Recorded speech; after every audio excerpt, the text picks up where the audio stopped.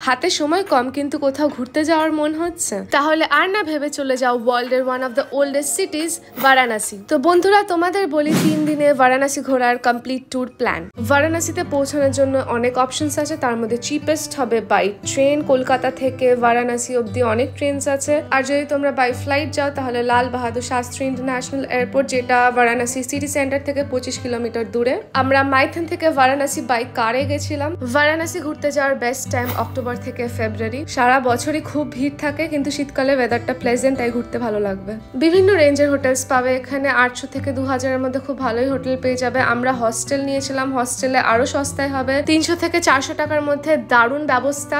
বারাণসীতে পৌঁছেই তোমাদের গঙ্গা আরতি দেখতেই হবে। তোমরা যদি বোটে বসে গঙ্গা আরতি দেখতে চাও তাহলে 80 ঘাট থেকে মণিকর্ণিকা ঘাটের বোট রাইডটা করতে হবে। 1.5 ঘন্টার রাইড হবে, ওরা 40টা ঘাট ঘোরাবে। তারপরে দ্য ফেমাস গঙ্গা আরতি দেখতে পাবে। দশাশ্বমেধ ঘাটের গঙ্গা আরতিটাই best. It is one of the largest ghats of Varanasi. আরতি শুরু হয় সন্ধ্যে 6:30 থেকে। ঘাটে বসে আরতি দেখতে হলে 1 ঘন্টা আগেই ঘাটে চলে আসতে হবে, না হলে কিন্তু জায়গা পাওয়া যায় না। আর তোমরা বোটে বসেও আরতি দেখতে পারো, 50 রুপিস করে নেবে। ডে 2-তে ভোরবেলা বেরিয়ে প্রথমে যেতে হবে কাশী বিশ্বনাথ মন্দিরে পুজো দিতে।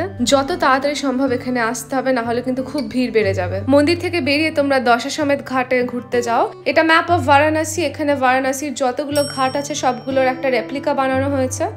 দশাশ্বমেধ ঘাট হচ্ছে বারাণসীর মেন ঘাট। কথাতে আছে এই ঘাটটা লর্ড ব্রহ্মা বানিয়েছিলেন লর্ড শিবাকে ওয়েলকাম করার জন্য। বানারসে এসে বেনারসি শাড়ির শপিং তো করতেই হবে। বাকি দিনটা তোমরা শপিং করো, চারিদিকটা এক্সপ্লোর করে ঘোরো, ভালো ভালো খাবার খাও। Day 3 Sarnath tour. সারনাথ যাওয়ার জন্য বারাণসী থেকে 350 থেকে 400 টাকার মধ্যে তোমরা অটো রিজার্ভ করতে পারো। সারনাথের সব মন্দিরগুলো ভালো করে ঘোরার জন্য তোমরা অবশ্যই একটা গাইড নিও, মাত্র 100 টাকা নেবে। সারনাথে অনেক টেম্পলস আছে, তার মধ্যে আমরা গেছিলাম শ্রীলঙ্কান বুদ্ধিস্ট টেম্পলে, তারপর ধামেক স্তূপা ঘুরেছি, আর তারপরে আমরা গেছিলাম চাইনিজ বুদ্ধিস্ট টেম্পলে। সব টেম্পল ঘোরা হয়ে যাওয়ার পরে তোমরা বেনারসি শাড়ি কি করে বানানো হয় সেটার প্রসেসটাও দেখতে পারো, খুব ইন্টারেস্টিং।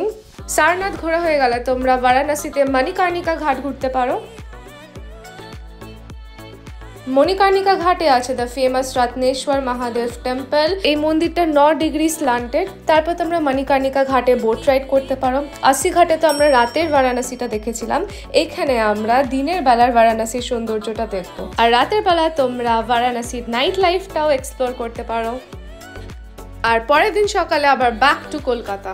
বারাণসী গিয়ে ফেমাস বানারসি পান তো ট্রাই করতেই হবে, আর বারাণসীর ফেমাস লস্যিও ট্রাই করতেই হবে। খাওয়ার খরচা বলতে তোমাদের প্রত্যেকটা মিলে 200 রুপিসের মধ্যে হয়ে যাবে, তার মধ্যে এক্সট্রা লস্যি চা এইসব টুকটাক তো খরচা হবে। তাহলে টোটাল খরচাটা তোমরা দেখে নাও 5700 মতন পড়ছে, plus flights and train tickets. আমাদের বারাণসীর প্লেলিস্টটা অবশ্যই চেক করো, আর ব্লগটা ভালো লাগলে লাইক শেয়ার অ্যান্ড সাবস্ক্রাইব। আবার নেক্সট ব্লগে দেখা হবে, বাই।